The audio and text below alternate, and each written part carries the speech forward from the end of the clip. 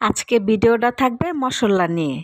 কোরবানি দেই অথবা নাই দেই, আল্লাহ রহমতে তো সবার পাতিলে আল্লাহ ঈদের দিন গরুর গোশত নাইলে মুরগির গোশত নাইলে খাসি গোশত থাকবেই। তো মশলা যদি করে রাখি সেটা তো নষ্ট হবে না, সেটা কম বেশি অবশ্যই খাওয়া হবে আগে পরে।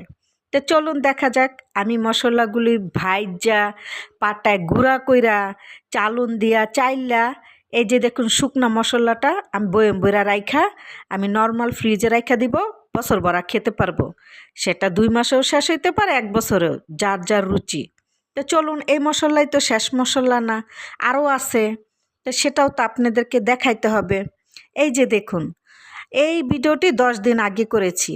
প্রচণ্ড রোদ ছিল, আমি সব মশলা বাজার থেকে কিনে আইনা তারপরে ধুইয়া এই যে দেখুন রোদে শুকাই নিছি। কিন্তু আমরা তো মশলা প্যাকেট খেয়ে থাকি, আইনে ভাইজা গুঁড়া করে খায়ালাই না, এটা করা যাবে না।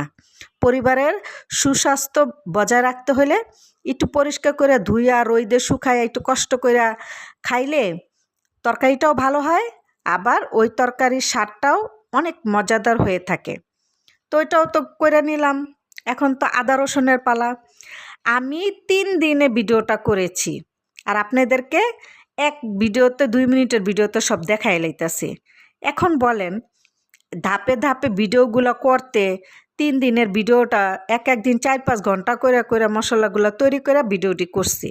এখন সব ভিডিও একসাথে এডিট করে আপনাদের কাছে প্রেজেন্ট করতেছে। এখন জানি না ইউটিউব কোম্পানি কোনটা আগে দেয় কোনটা পরে দেয়। আমি তো ভাই সুন্দর সিরিয়াল ভাবে দিই, এখন আগে পরে কেন হয় তা জানি না।